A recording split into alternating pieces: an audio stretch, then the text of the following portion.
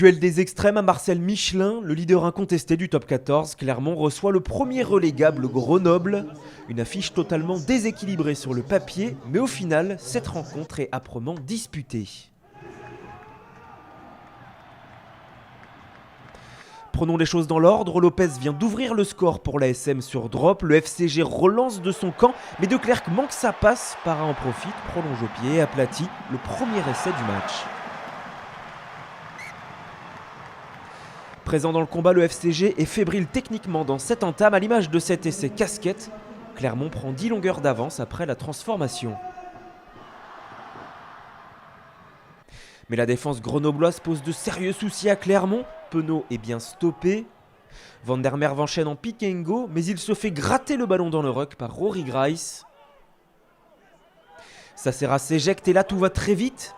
Aplon allonge la passe au large pour Vaca, qui fixe et donne à Wisniewski. Le capitaine grenoblois fait de même en bout de ligne pour Chris Farrell, le 3/4 centre du FCG qui n'a plus qu'à fixer à son tour Aliveretti Raka pour libérer Aplon. Premier essai grenoblois de la soirée, le 6e de la saison pour le joueur sud-africain. Apprécié au ralenti, cette relance décolle des Isérois, une succession de 2 contre 1, des joueurs qui se proposent et le compteur qui se débloque pour le FCG qui n'est plus mené que de 3 points après la transformation. Mais juste avant la pause, belle munition auvergnate à 5 mètres de l'embut grenoblois.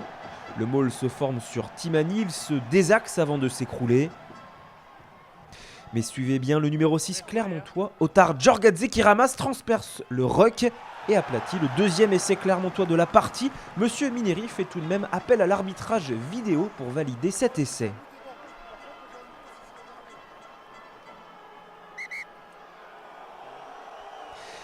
Pas de doute sur ce plan, le jeune 3e ligne est bien le dernier dans le ruck. Il pouvait donc se saisir du ballon et avancer avec jusqu'en terre promise. Sur cette image, on voit bien que le toucher au sol est bien valable. Malheureusement, la transformation est manquée par Morgan Para. Clermont vire en tête timidement à la pause, mais a déjà laissé 8 points en route. La deuxième période est un chassé-croisé, 2 pénalités pour Grenoble, une pour Clermont qui n'a plus que 5 points d'avance jusqu'à cette action iséroise. Wisniewski et Aplon profitent du leurre de Kimlin pour filer au large. Farrell fixe en Chistera, Vaca donne sur un pas et James s'échappe en bout de ligne. Ruck furtif, le ballon est vite éjecté sur Wisniewski qui gagne son duel et envoie Alexandre Dardet dans l'embut. 2e essai grenoblois de la partie.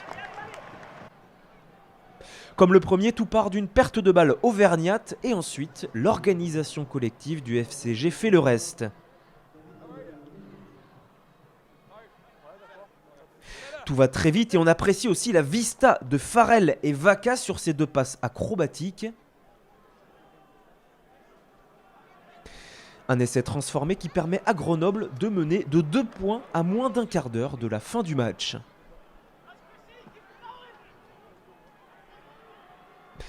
Mais le dénouement est cruel pour les Isérois qui prennent une pénalité avant la fin et s'inclinent du plus petit des écarts 21-20.